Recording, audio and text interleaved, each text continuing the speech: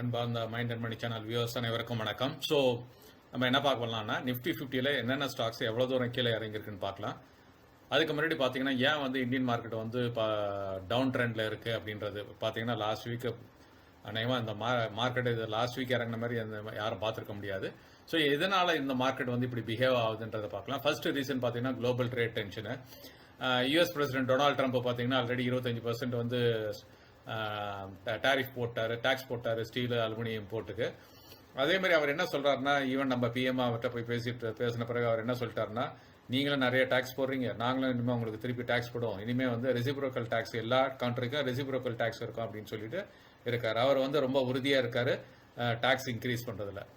அடுத்தது பார்த்தீங்கன்னா இந்தியாவில் வந்து ஃபாரின் இன்வெஸ்டர்ஸ் எஃப்ஐஎஸ் வந்து பார்த்தீங்கன்னா எடுத்துக்கிட்டே இருக்காங்க. பார்த்தீங்கன்னா ஜனவரியில் மட்டுமே கிட்டத்தட்ட ஒரு 87,000 கோடி வித்து எடுத்துகிட்டு போயிட்டாங்க. அடுத்தது இந்த பிப்ரவரியில் இந்த மாதம் இது வரைக்குமே பார்த்தீங்கன்னா 29,000 கோடி வித்து எடுத்துகிட்டு போயிட்டு இருக்காங்க. ஸோ அதாவது ஜனவரி 1ஆம் தேதியிலேருந்து இது வரைக்குமே பார்த்தீங்கன்னா 1 லட்சம் கோடிக்கு மேலே அவங்க வித்து எடுத்துகிட்டு போயிட்டே இருக்காங்க. அடுத்தது பார்த்தீங்கன்னா இந்தியன் எக்கானமியும் பார்த்தீங்கன்னா கொஞ்சம் ஸ்லோ ஆகிற மாதிரி ஒரு சைன் ஒரு சிக்னல் காமிச்சிக்கிட்டு இருக்கு. ஸோ அதுவாலேயும் அந்த சுச்சுவேஷன் இருக்குது. இந்தியாவோட ஜிடிபி growth பார்த்தீங்கன்னா 8.2% இருந்தது 23-24ல், FY 23-24ல்.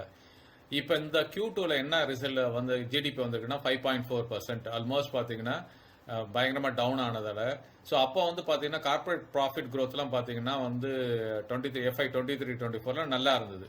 ஸோ அதுக்கப்புறம் ஜிடிபி ஸ்லோ டவுன் ஆக ஆரம்பிச்சதுக்கப்புறம் பார்த்தீங்கன்னா ஓவராலாக பார்த்தீங்கன்னா ப்ராஃபிட் க்ரோத்தும் கம்மியாக ஆரம்பிச்சிருச்சு.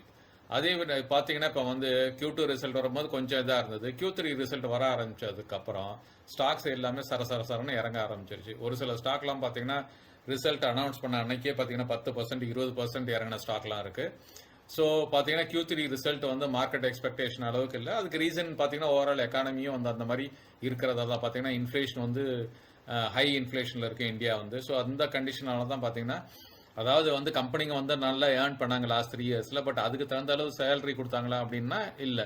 அதாவது பார்த்தீங்கன்னா 4-5% தான் வந்து இன்க்ரிமெண்ட் இருந்திருக்கு மிடில் லெவலில். ஸோ அது வந்து பார்த்தீங்கன்னா இன்ஃப்ளேஷனை வந்து மீட் பண்ண முடியல. ஸோ அதனால என்ன ஆச்சுன்னா இன்ஃப்ளேஷன் ஓவராக இருக்கிறதால வந்து ஸ்பெண்டிங் கம்மியாகிட்டே இருக்கு. முதல்ல பார்த்தீங்கன்னா அதனால தான் பார்த்தீங்கன்னா FMCG ஸ்டாக்லாம் வந்து பார்த்தீங்கன்னா அர்பன் முதல்ல வந்து ரூரலில் வந்து கன்சம்ஷன் கம்மியாச்சுன்னாங்க. அதுக்கப்புறம் பார்த்தீங்கன்னா இப்போ அர்பன்லையும் கம்மியாக ஆரம்பிச்சிருக்கு அப்படின்னு சொல்லியிருக்காங்க.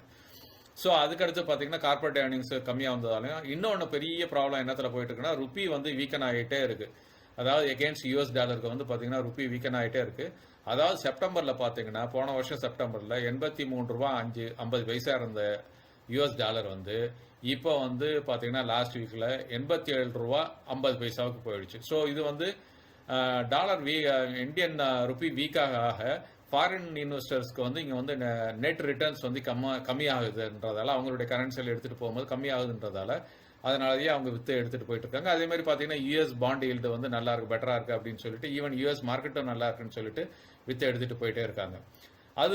அது மட்டும் இல்லாமல் இந்தியனோட மார்க்கெட் வந்து பார்த்தீங்கன்னா ஓவர் வேல்யூஷன் வந்து இருக்குது அப்படின்னு சொல்லிட்டு இருக்காங்க. முதல்ல பார்த்தீங்கன்னா மார்க்கெட் எல்லாம் பூமில் இருக்கும்போது பார்த்தீங்கன்னா இதெல்லாம் வந்து யாரும் கண்டுக்க மாட்டாங்க. எப்பெல்லாம் மார்க்கெட் வந்து இந்த மாதிரி ஒரு டவுன் ட்ரெண்ட் ஆரம்பிக்குதோ அப்போ வந்து பார்த்தீங்கன்னா வேல்யூவேஷனை பற்றி எல்லாரும் பேச ஆரம்பிச்சிருவாங்க. ஸோ அதனால தான் பார்த்தீங்கன்னா வேல்யூவேஷனை பொறுத்த வரைக்கும் பார்த்தீங்கன்னா ப்ரொஃபஸர் அஸ்வத் தாமோதரன்ற ஒரு வெல் நோன் பர்சன் அவர் என்ன சொல்லியிருக்காருன்னா ஹையஸ்ட் மீடியம் ட்ரேடிங் PE வந்து பார்த்தீங்கன்னா 21.07 அண்ட் அக்ரிகேட் PE பார்த்தீங்கன்னா 27.42 அக்ராஸ் 4,788 கம்பெனிஸ் அப்படின்னு சொல்லியிருக்காரு. அவர் என்ன சொல்றாருன்னா இந்தியா வந்து வேர்ல்டுலேயே ஹை ஓவர் வேல்யூஷனில் இருக்கிறது வந்து இந்தியன் மார்க்கெட் தான் இருக்குது அப்படின்னு சொல்லியிருக்காரு. சரி, நான் லாஸ்ட் வீக் பார்த்தீங்கன்னா மார்க்கெட் வந்து பிக்கஸ்ட் லாஸில் முடிஞ்சது. லாஸ்ட் 2 மந்த்ஸில் இல்லாத அளவுக்கு ஆல்மோஸ்ட் 8 செஷன் வந்து பார்த்தீங்கன்னா நெகட்டிவில் தான் முடிஞ்சது மார்க்கெட்டு. அதே மாதிரி பார்த்தீங்கன்னா BSEயில் வந்து மார்க்கெட் கேபிட்டல் BSE லிஸ்டட் கம்பெனிலேருந்து பார்த்தீங்கன்னா 26 lakh crores மட்டுமே லாஸ்ட் வீக் வந்து எரோட் ஆயிருக்கு. எல்லா செக்டரும் பார்த்தீங்கன்னா ரெட்டில் தான் முடிஞ்சது. சென்செக்ஸும் நிஃப்டியும் ஒரு 3% இறங்கிச்சு லாஸ்ட் வீக்கில். மிட் கேப் வந்து பார்த்தீங்கன்னா மிட் கேப் இண்டெக்ஸ் வந்து ஆல்மோஸ்ட் 7% கீழே இறங்கியிருக்கு. ஒன்லி தப்பிச்சதுன்னு பார்த்தீங்கன்னா நிஃப்டி பேங்க் தான் கொஞ்சம் தப்பிச்சது. மற்றபடி ஸ்மால் கேப் 250யும் மைக்ரோ கேப் 250யும் பார்த்தீங்கன்னா ஆல்மோஸ்ட் 10% கீழே இறங்கிருக்கு. ஒரு சில ஸ்டாக்ஸ்லாம் பார்த்தீங்கன்னா லாஸ்ட் வீக்கில் ஸ்மால் கேப்பில் 41% வரைக்கும் டவுன் ட்ரெண்ட் ஆகிருக்கு. ஆல்மோஸ்ட் பார்த்தீங்கன்னா ஒரு 938 ஸ்டாக் இருக்குது பிஎஸ்சியில் ஸ்மால் கேப்பில். அதில் வந்து பார்த்தீங்கன்னா 900 ஸ்டாக்கு கிட்ட வந்து எல்லாமே நெகட்டிவில் தான் முடிஞ்சது லாஸ்ட் வீக்கை பொறுத்த வரைக்கும். இப்போ நிஃப்டி 50ல் 13 ஸ்டாக் வந்து 30லேருந்து 43% வந்து 52 வீக்ஸ் ஹைலேருந்து கீழே இறங்கியிருக்கு. அதுக்கடுத்தது பார்த்தீங்கன்னா 12 ஸ்டாக் வந்து 20லேருந்து 27% இறங்கியிருக்கு. 14 ஸ்டாக் பார்த்தீங்கன்னா 10லேருந்து 20% இறங்கியிருக்கு.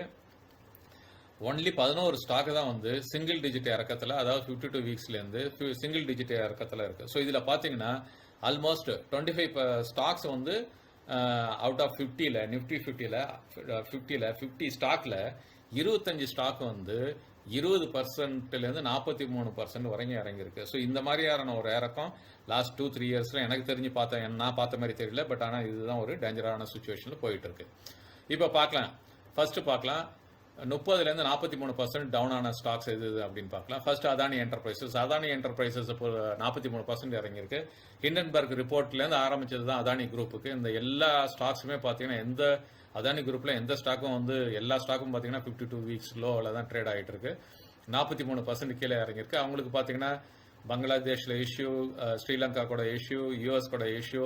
ஸோ அதனால் பார்த்தீங்கன்னா இந்த ஸ்டாக்கு கொஞ்சம் வெயிட் அண்ட் ஒரு ஸ்டேஜில் வந்து இந்த ஸ்டாக் அதானியில் எல்லாரும் என்ன சொன்னாங்கன்னா வர ஐபிஓலாம் இன்வெஸ்ட் பண்ணுங்க, அதானியில் இன்வெஸ்ட் பண்ணால் அப்படியே இப்படியான்னு. அதை இன்வெஸ்ட் பண்ணி தப்பிச்சு ஓட்டினவங்க எவ்வளோ பேருன்னு தெரியல, மாட்டிட்டு முடிக்கிறவங்க எவ்வளோ பேருன்னு தெரியல. டாடா மோட்டர்ஸ் பார்த்தீங்கன்னா 42%. இந்த ஸ்டாக்கும் பார்த்தீங்கன்னா செப்டம்பர்லாம் 1000 ருபீஸ் கிட்ட ட்ரேட் ஆகிட்டு இருந்த ஸ்டாக் வந்து இப்போ வந்து பார்த்தீங்கன்னா 679 ரூபாயில் ட்ரேட் ஆகிட்டு இருக்கு. 42% கீழே இறங்கியிருக்கு. இதுவும் பார்த்தீங்கன்னா Q3 ரிசல்ட் வீக்காக இருந்தது. இவங்க வந்து பார்த்தீங்கன்னா லாஸ்ட் 2 இயர்ஸில் வந்து நியூ கார்ஸ் நல்லா லான்ச் பண்ணாங்க. அதே மாதிரி ஈவியில் பொறுத்த வரைக்கும் இவங்க தான் வந்து ஃப்ரண்ட் ரன்னராக இருந்தாங்க. அதாவது ஃபர்ஸ்ட் மூவர் அட்வான்டேஜ் உங்களுக்கு கிடைச்சது லோ எண்டில் ஈவி வெஹிக்கல்ஸில் லான்ச் பண்ணதில். இப்போ வந்து பார்த்தீங்கன்னா 4 வீலரில் எல்லா கம்பெனியும் ஈவிஸில் வர ஆரம்பிச்சோன்னா இவங்களுக்கு கொஞ்சம் மார்க்கெட்டில் ப்ரெஷர் ஆகிட்டு இருக்கு. இவங்களோட ஈவி மார்க்கெட் ஷேர் வந்து கம்மி ஆகிட்டு இருக்கு.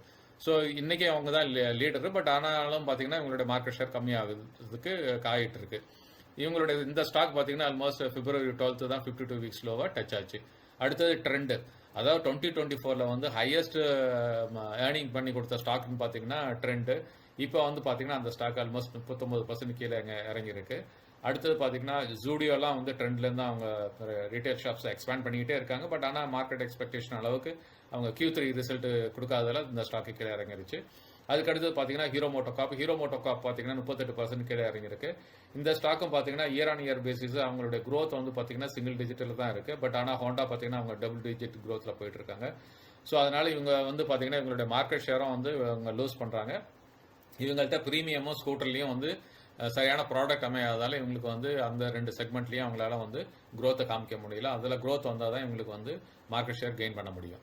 அடுத்து இண்டஸ்இண்ட் பேங்க் பார்த்தீங்கன்னா 35% டவுனில் இருக்குது. ஏற்கனவே இந்த ஸ்டாக் வந்து கீழே இறங்கிச்சு. அதுக்கப்புறம் கொஞ்சம் 43-45% வரைக்கும் போயிட்டு இப்போ கொஞ்சம் ரெக்கவரி ஆகிருக்கு. அடுத்தது கோல் இந்தியா பார்த்தீங்கன்னா 35%. இவங்க என்ன சொல்கிறாங்கன்னா Q3ல் வந்து டிமாண்ட் கம்மியாக இருக்குது. கோலுக்கு வந்து டிமாண்ட் கம்மியானதால் இந்த ஸ்டாக்கும் கீழே இறங்கி. Q3 ரிசல்ட் இவங்க தான் சரி கிடையாது. அதானி போர்ட்ஸ் 35%. ஏஷியன் பெயிண்ட் பார்த்தீங்கன்னா 34%. ஒரு காலத்தில் வந்து ஏஷியன் பெயிண்ட் வந்து ஒரு முன்னணி ஸ்டாக்காக இருந்தது நிஃப்டி 50ல். இப்போ லாஸ்ட் 6 மந்த்ஸாக இந்த ஸ்டாக்கை தொடர்றதுக்கு யாரும் ஆள் இல்லை. இப்போ இந்த ஸ்டாக்கும் பார்த்தீங்கன்னா February 12 வந்து 52 வீக்ஸ் லோவாக டச் ஆச்சு. இதுக்கு ரீசன் என்னன்னு பார்த்தீங்கன்னா ஏஷியன் பெயிண்ட்டை பொறுத்த வரைக்கும் காம்படிஷன், ஒரு சைடு காம்படிஷன் அதிகமாகிட்டு இருக்கு. ஈவன் பிர்லா ஓப்பர்ஸ்ன்னு சொல்லிட்டு அவங்களும் வந்திருக்காங்க, இண்டிகோ பெயிண்ட்ஸ். அதுமாதிரி பார்த்தீங்கன்னா இந்த பெயிண்டிங் இண்டஸ்ட்ரியில் இவங்க தான் இன்றைக்கும் லீடர். பட் ஆனால் பார்த்தீங்கன்னா காம்படிஷன் அதிகமாகிட்டு இருக்கிறதால இவங்களுக்கு வந்து எப்பயுமே லீடர் யார் இருக்காங்களோ அந்த செக்மெண்ட்டில் அவங்களுக்கு தான் ப்ரெஷர் அதிகமாக இருக்கும். அது இல்லாமல் பார்த்தீங்கன்னா இப்போ இந்த ருப்பி வீக்காக ஆகிறதால இவங்களுக்கு வந்து எல்லாமே பெட்ரோல் ப்ராடக்ட்ஸ் பார்த்தீங்கன்னா அதனோட இம்போர்ட்லேயும் உங்களுக்கு ப்ரெஷர் இருக்கிறதால அந்த ப்ரெஷர்லாலையும் இந்த ஸ்டாக் வந்து கீழே இறங்கிட்டே இருக்குது. அடுத்தது பார்த்தீங்கன்னா பஜாஜ் ஆட்டோ, இது வந்து செப்டம்பர்லாம் பீக்கில் டச், ஆல் டைம் ஹைலாம் டச் ஆச்சு. இப்போ வந்து 34% கீழே இறங்கியிருக்கு. ONGC 33%, BPCL 33%, NTPC 33%, power grid பார்த்தீங்கன்னா 30%. இந்த ஸ்டாக் பார்த்தீங்கன்னா February 12 52 வீக்ஸ் லோவாக டச் ஆச்சு. அதுக்கடுத்து பார்த்தீங்கன்னா 20லேருந்து 27% வரைக்கும் எந்தெந்த ஸ்டாக் இருக்குன்னு பார்த்தீங்கன்னா டாடா ஸ்டீல் வந்து 134 ரூபாயில் லாஸ்ட்டாக ட்ரேட் ஆச்சு. பட் ஆனால் இந்த ஸ்டாக் 126 வரைக்குமே போச்சு. 27% டவுனில் இருக்குது. BL ஏன்னா இவங்களுக்கும் பார்த்தீங்கன்னா இந்த ட்ரம்ப் வந்து ஸ்டீல் அலுமினியத்துக்கு வந்து டேரிஃப் இன்க்ரீஸ் 25% இன்க்ரீஸ் பண்ணலாம். பட் ஆனால் இந்தியன் மார்க்கெட்டுக்கு அந்த அளவு இல்லை. பட் இல்லை அது இல்லாட்டாலும் பார்த்தீங்கன்னா இப்போ சைனாவுக்கு வந்து ப்ரெஷர் ஆச்சுன்னா யூஎஸில் வந்து இந்தியாவில் வந்து டம்ப் பண்ணுவாங்க. அப்போ டம்ப் பண்ணும்போது இந்தியன் ஸ்டீல் இண்டஸ்ட்ரீஸ்க்கெல்லாம் கொஞ்சம் ப்ரெஷரில் இருக்கும். BL வந்து பார்த்தீங்கன்னா 27%. ஸ்ரீராம் ஃபைனான்ஸ் பார்த்தீங்கன்னா 27%, ஆக்சிஸ் பேங்க்கும் பார்த்தீங்கன்னா 26%. இந்த ஸ்டாக்கும் பார்த்தீங்கன்னா ஜனவரியில் 52 வீக்ஸ் லோவாக டச் ஆச்சு. அதுக்கடுத்து பார்த்தீங்கன்னா ரிலையன்ஸ் இண்டஸ்ட்ரீஸ் வந்து 12%. ஆஃப்டர் போனஸ் இஷ்யூக்கு அப்புறம் இந்த ஸ்டாக் வந்து இறங்கிட்டே இருக்குது. ஃபர்தராக அது வந்து ரிக்ளைம் ஆகவே இல்லை. இதில் என்னன்னு பார்த்தீங்கன்னா எஃப்ஐஎஸ் விற்றுக்கிட்டே இருக்காங்க. அவங்களுடைய பர்சன்டேஜ் ஆஃப் ஷேர்ஸ் ரிலையன்ஸ் வந்து விற்றுக்கிட்டு இருக்காங்க. ஸோ இந்த ஷேரும் பார்த்தீங்கன்னா 12ஆம் தேதி வந்து பிப்ரவரி 12ஆம் தேதி 52 வீக்ஸ் லோவாக டச் ஆச்சு. SBI life 24%, Britannia 24%, Hindustan Unilever 24%, ITC 22%. ஐடிசியும் பார்த்தீங்கன்னா ஐடிசி ஹோட்டல் டீமர்ஜர் ஆனதுக்கப்புறம் அந்த ஸ்டாக் வந்து கொஞ்சம் கொஞ்சமாக இறங்கிட்டு இருக்கு. ஸோ இந்த ஸ்டாக்கும் பார்த்தீங்கன்னா இப்போ 22% டவுனில் இருக்குது. ஹிண்டால்கோ 22%, நெஸ்லே இந்தியா வந்து பார்த்தீங்கன்னா 21%, எஸ்பிஐ வந்து பார்த்தீங்கன்னா பேங்க் வந்து பார்த்தீங்கன்னா 21%. ஸோ எஸ்பிஐயும் பார்த்தீங்கன்னா 14th லாஸ்ட் வீக் ஃப்ரைடே அன்னைக்கு வந்து ஆல்மோஸ்ட் 52 வீக்ஸ் லோவாக டச் ஆச்சு. ஸோ எஃப்எம்சிஜி ஸ்டாக்ஸ்லாம் பார்த்தீங்கன்னா அர்பனும் வந்து டவுன் ட்ரெண்டில் இருக்கிறதால, கன்சம்ஷன் டவுன் ட்ரெண்டில் இருக்கிறதால எல்லா எஃப்எம்சிஜி ஸ்டாக்கும் அடிபட்டுருக்கு. அதுக்கடுத்து பார்த்தீங்கன்னா 10 to 20% என்னென்ன ஸ்டாக் இருக்குன்னு பார்த்தீங்கன்னா Tata consumers, LNT, HDFC life, Apollo hospital, டைட்டனும் பார்த்தீங்கன்னா நல்ல ரெக்கவரி ஆகிட்டு வந்தது. பட் ஆல் ஆஃப் சடன் இப்போ வந்து இதெல்லாம் மார்க்கெட் கண்டிஷனில் இதுவும் கீழே இறங்க ஆரம்பிச்சிருச்சு. கிராசிம் வந்து 16%. டாக்டர் ரெட்டியும் பார்த்தீங்கன்னா இந்த ஸ்டாக்கும் பார்த்தீங்கன்னா போனஸ் கொடுத்ததுக்கப்புறம் இந்த ஸ்டாக்கும் கீழே இறங்க ஆரம்பிச்சிருச்சு. 1300 ரூபா வரைக்கும் போன ஸ்டாக்கு இப்போ ஃபர்தராக 16% டவுனில் இருக்குது. ஐஷர் மோட்டார்ஸ் பார்த்தீங்கன்னா இந்த மந்தில் ஆல் டைம் ஹை டச் ஆச்சு. பட் Q3 ரிசல்ட் வந்ததுக்கப்புறம் இந்த ஸ்டாக்கை வந்து 16% வரைக்கும் கீழே இறக்கிட்டாங்க. HCL டெக் 15%, டிசிஎஸை பொறுத்த வரைக்கும் 14%, சிப்லா 14%, சன் ஃபார்மா 13%. இது ஃபார்மா ஸ்டாக்ஸ்லாம் பார்த்தீங்கன்னா ஃப்ரைடே அன்னைக்கு ட்ரம்ப் வந்து இந்த மாதிரி ரெசிப்ரோக்கல் டேக்ஸ் இருக்கும் அப்படின்னா, பிகாஸ் நமக்கு வந்து ஃபார்மா தான் எக்ஸ்போர்ட் மேக்ஸிமம். ஸோ அதனால எல்லா ஃபார்மா கம்பெனிஸும் 2 to 3% வரைக்கும் லாஸ்ட் ஃப்ரைடேல வந்து கீழே இறங்க ஆரம்பிச்சிருச்சு. மஹிந்திரா 10%. மஹிந்திரா நியூ வெஹிக்கல்லாம் லான்ச் பண்ணியிருக்காங்க. பட் இந்த மார்க்கெட் கண்டிஷனில் இந்த ஸ்டாக் வந்து ஒரு 10% 52 வீக்ஸ் ஹைலேருந்து கீழே இறங்கியிருக்கு. ஹெச்டிஎஃப்சி பேங்க் பார்த்தீங்கன்னா 10%. ஹெச்டிஎஃப்சி பேங்க் வந்து பார்த்தீங்கன்னா அப்படியே ஒரு பெரிய மூவ்மெண்ட் இல்லாமல் இருந்தது. ஹெச்டிஎஃப்சி பேங்க்கு, ரிலையன்ஸு இதெல்லாம் வந்து ஒரு காலத்தில் ரிலையன்ஸு, ஏஷியன் பெயிண்ட் இதெல்லாம் வந்து நிஃப்டி 50ல் ஒரு ஸ்ட்ராங்கான ஸ்டாக்காக இருந்த ஸ்டாக்லாம் இப்போ வந்து கொஞ்சம் ஸ்லோ டவுனில் இருக்குது. அதுக்கடுத்து பார்த்தீங்கன்னா 0 to 9% வந்து என்னென்ன ஸ்டாக் இருக்குது அப்படின்னு பார்த்தீங்கன்னா டவுனில் உள்ள ஸ்டாக் பார்த்தீங்கன்னா ஜேஎஸ்டபிள்யூ 9%, பஜாஜ் ஃபின்சர்வ் 9%. பஜாஜ் ஃபின்சர்வ்லாம் நல்லா கீழே இறங்கிறது. பட் ஆனால் ரெக்கவரி ஆகிடுச்சு. Tech Mahindra 8%, Infosys 8%, ICICI bank 8%, Maruti வந்து பார்த்தீங்கன்னா 7%, அல்ட்ராடெக் சிமெண்ட் வந்து பார்த்தீங்கன்னா 7%, விப்ரோ பார்த்தீங்கன்னா 5%. இப்போ ஜனவரியில் தான் வந்து 52 வீக்ஸ் ஆகி டச் ஆச்சு இந்த ஸ்டாக்கு. பாரதி ஏர்டெல் 4% டவுனில் இருக்குது. இந்த ஸ்டாக்கும் பார்த்தீங்கன்னா ஒரு ஸ்டாண்டர்டாக இருக்குது. பாரதி ஏர்டெல் வந்து நல்ல க்ரோத்தில் இருந்து இந்த அளவுக்கு மெயின்டைன் பண்ணுறதே வந்து பாரதி ஏர்டெல் நல்லது. பஜாஜ் ஃபைனான்ஸும் பார்த்தீங்கன்னா இப்போ ஆல் ஆஃப் சடன் ஒரு லாஸ்ட் 1 மந்தில் தான் இந்த ஸ்டாக் வந்து சரசரன்னு ஏறி இப்போ வந்து பார்த்தீங்கன்னா ஒன்லி 3% டவுனில், அதாவது 52 வீக்ஸ் ஹை வந்து 6th February டச் ஆச்சு இந்த ஸ்டாக்கு. அடுத்தது கோட்டாக் பேங்க். இந்த ஸ்டாக்கும் பார்த்தீங்கன்னா ஆல்மோஸ்ட் 2% டவுனில் தான் இருக்குது. இந்த ஸ்டாக்கும் பார்த்தீங்கன்னா இப்போ 13th February வந்து ஆல் டைம் 52 வீக்ஸை ஹையாக டச் ஆச்சு. ஸோ பார்த்தீங்கன்னா ஆல்மோஸ்ட் 50 ஸ்டாக் உள்ள நிஃப்டி 50ல் ஒன்லி 11 ஸ்டாக்கு தான் சிங்கிள் டிஜிட் டிக்ளைனில் இருக்குது. மீதி எல்லா ஸ்டாக்கும் டபுள் டிஜிட் டிக்ளைனில் இருக்குது. நிஃப்டி 50யே இந்த டிக்ளைனில் இருந்ததுன்னா ஸ்மால் கேப்பு, மிட் கேப்லாம் கதற இறங்கியிருக்கோம் எல்லாம். ஸோ நெக்ஸ்ட் வீக் என்ன நடக்குன்றது தெரியல. இதுக்கு இப்போ நெக்ஸ்ட் வீக்கில் வந்து மார்க்கெட் வந்து பாசிட்டிவாக ஆனதுக்கான ஏதாவது மொமெண்டம் இருக்கா அப்படின்னா ஒன்றும் தெரியல. ஏன்னா ஈவன் பிஎம் விசிட்டுக்கு அப்புறம், யூஎஸ் விசிட்டுக்கு அப்புறம் அங்கே ஏதாவது நல்ல அனௌன்ஸ்மெண்ட் வருமா அப்படின்னு பார்த்தாங்க. அங்கேயும் ஒரு அனௌன்ஸ்மெண்ட்டும் வரல. அதுக்கப்புறமும் பார்த்தீங்கன்னா ஸோ அதனால் வந்து நெக்ஸ்ட் வீக்கும் வந்து ஜனவரியில் எப்படிலாம் பிளட் பாத் ஆச்சு, பிப்ரவரி வந்து கண்டினியூஸ் ஆல்ரெடி 8 செஷன் வந்து நெகட்டிவில் தான் முடிஞ்சிருக்கு. இப்போ இது ஃபர்தராக கண்டினியூ ஆச்சுன்னா இது எங்கே போய் நிற்க போகுதுன்னு தெரியல. அதாவது 23,000 மெயின்டைன் பண்ணுமா, இல்லைன்னா 22,500 800 அந்த ரேஞ்சுக்கு வருமா. ஸோ இதுக்கு மேலே கீழே இறங்குச்சுன்னா நிச்சயமாக வந்து நிறைய இன்வெஸ்டர் வந்து லாஸ் பண்ணுற மாதிரி இருக்கும். ஸோ நாளைக்கு வந்து இந்த மாதிரியான ஒரு சூழ்நிலையில் எப்படி தப்பிக்கலாம், ஸோ என்னென்ன மாதிரி ஒரு நம்மளுடைய மனோபாவத்தை வச்சுக்கணும் அப்படின்றத நாளைக்கு ஒரு வீடியோ நிச்சயம் ரெடி பண்ணி அதை போடுவோம். மறக்காமல் அந்த வீடியோ பாருங்கள் எல்லாரும்.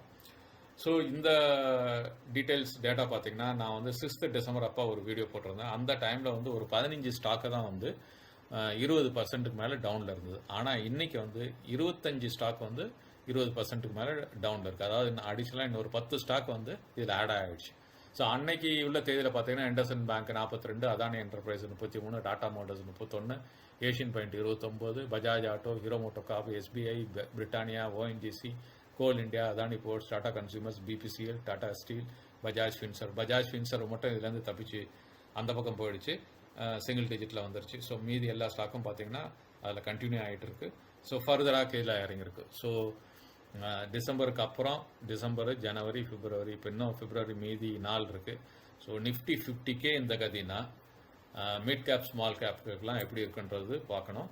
ஸோ முடிஞ்சால் நாளைக்கு வந்து நிஃப்டி நெக்ஸ்ட் 50 ஸ்டாக்கை பற்றி போடலாம். ஸோ இப்படி மார்க்கெட் சர்வே இருக்குது. ஆனால் மார்க்கெட் எப்போ டேர்ன் ஆகுன்றது தெரியல. ஸோ மார்க்கெட்டை பொறுத்த வரைக்கும் யாராலையுமே கணிக்க முடியாது எப்போ என்ட்ரி ஆகுறது எப்போ எக்ஸிட் ஆகுறன்றதை. ஸோ அதனால் இது எப்படி ஆக போகிறதுன்றதை பொறுத்திருந்து தான் பார்க்கணும். நெக்ஸ்ட் வீக்கில் மார்க்கெட் எப்படி ஆகுன்றதை மண்டே பார்க்கலாம். இந்த வீடியோ பிடித்திருந்தால் லைக் செய்யவும், ஷேர் செய்யவும், உங்கள் கமெண்ட்டை பதிவு செய்யவும், மறக்காமல் சப்ஸ்கிரைப் செய்யவும். நன்றி, வணக்கம்.